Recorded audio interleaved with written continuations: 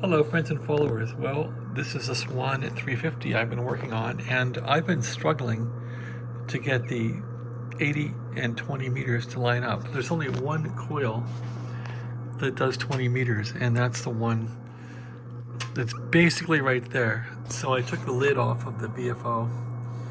At any rate, there's something about making these tuning segments linear, meaning that the book from Swan kindly gives you a chart.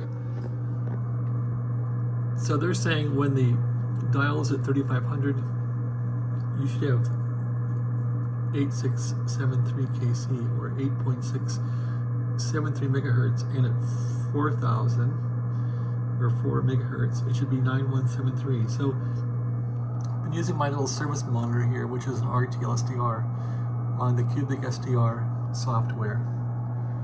Anyway, this makes a great service monitor. So to get this thing dialed in right, you have to do this operation about 10 times. But what I've done is I've put this thing right smack on 500 here,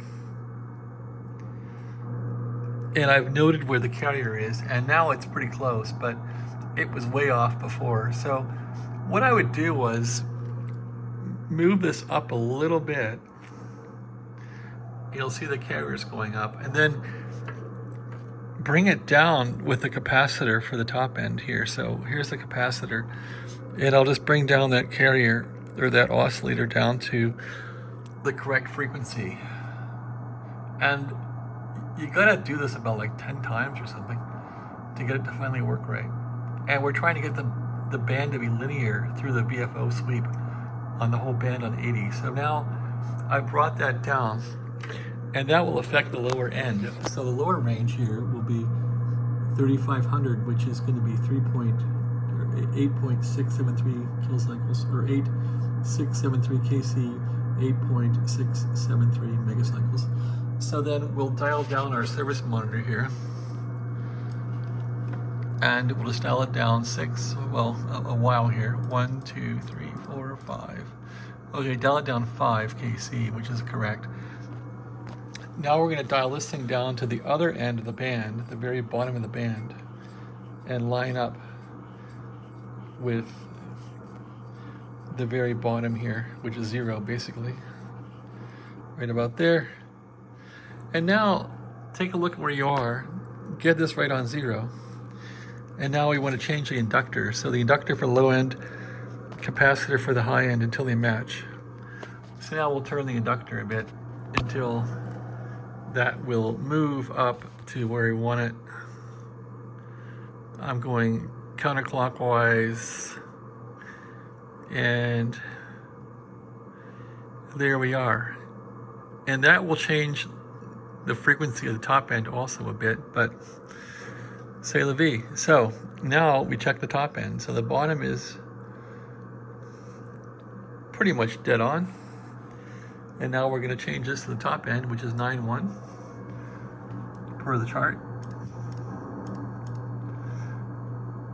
9173 per the chart here, which is gone. There we go. At 4,000 we get 9173. So we'll go up to 4,000 now. 80 meters is our top scale. And getting there. Wearing things out. Okay, now we'll watch this thing cruise in here. Get it right on frequency. Where's our scale now? Dead nuts on. So you can see it was about there before, and now we got it to there. But this thing, when I started, was like way down here. It was way off. So the whole thing has been, if I get 80 meters to be linear and copacetic, meaning the very top of the band will match the very bottom of the band as far as the frequencies that Swan says the VFO should put out, then will that make 20 meters behave? So that will be seen. So When you go to 20, of course, it uses pretty much the same frequency. It looks like it changes a little bit, but pretty close. There's no way to really calibrate 20 on this thing. But I'm curious now, after all that work, if I know that 80 meters is now correct. So I wonder if 20 meters is correct now, because 80 was all screwed up and 20 wasn't doing too well either. So let's connect up the antenna if I can find it. There is an antenna wire here somewhere. Looks like it's on the transmitter here. It's on the Paragon. Okay, let's put the antenna back on this thing without getting shocked or killed. The antenna's on. I guess I can mute the noise now from that receiver. And we'll see if 20 is lined up. I hope it is. Lots of work. This has been like an hour of messing around. Of course, now get the keyboard and F1 that thing off. All right, now let's see how 20 meters is doing, if it's working at all. Let's see. First of all, we'll check 80 and see if we can hear anything. Okay, now we're on 80. There's always yappers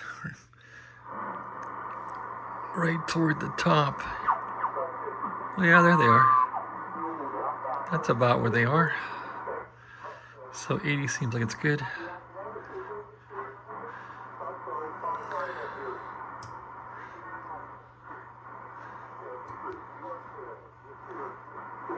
And there's AM guys that hang around.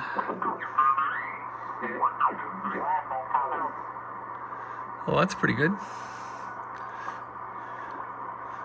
AM guys at around 3885,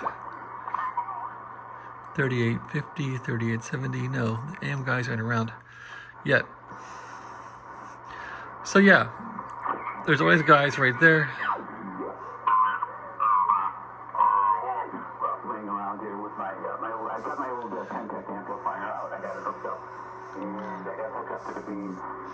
All right.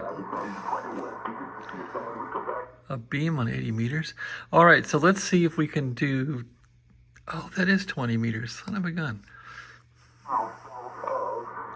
So I've been yapping about 20 meters or 80 meters. I've been on 20. Okay, well, let's see if 20 is accurate. So it doesn't seem like it is, but let's see if we can get FT8 down here.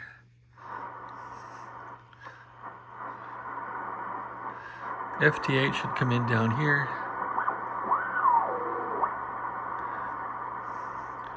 Right about there.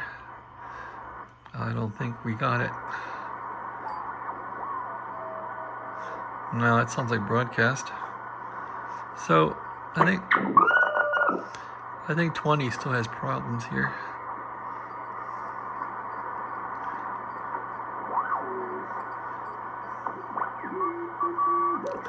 Yeah, it looks like we're still way too high on 20 here. I'm not sure how to fix that. Okay, there's FT8, so we're high. Not quite sure how to fix this.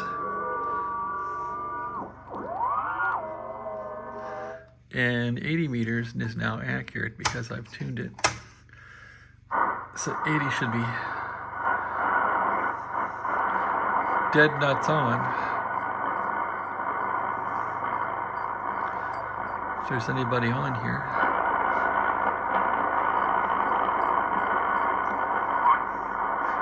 Yep. Should be some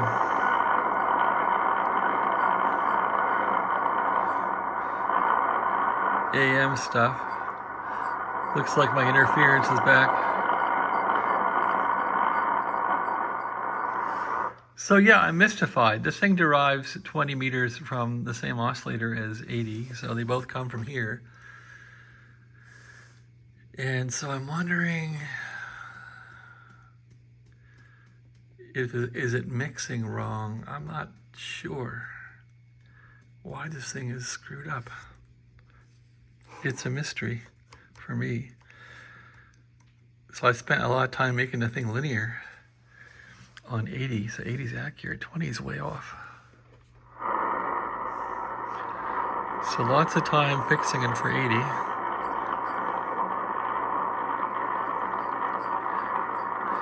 And 20 is terrible.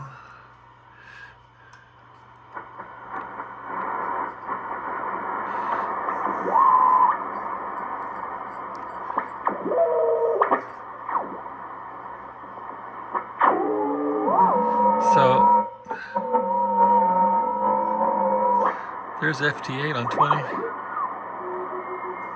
There's CW. That should be shifted down about 200. And here it's dead because it's out of band. So I'm not quite sure how to fix that.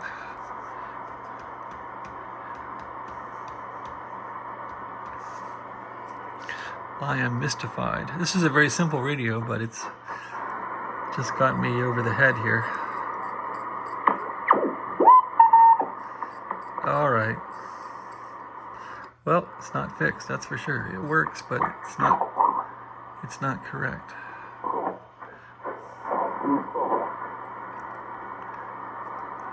Okay. That sounds bad.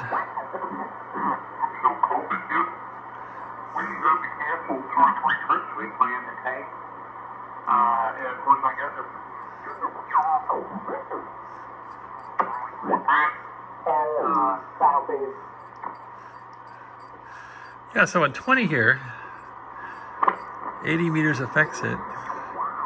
That's how it derives. You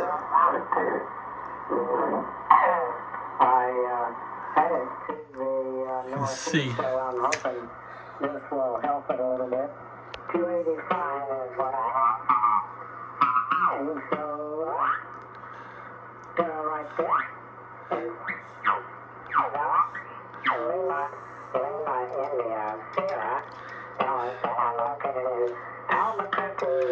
Yeah, they ground all these, and the only thing really alive is affecting is this one here. And so I have it accurate on 80. I'm really, I guess I gotta figure out how they mix this thing.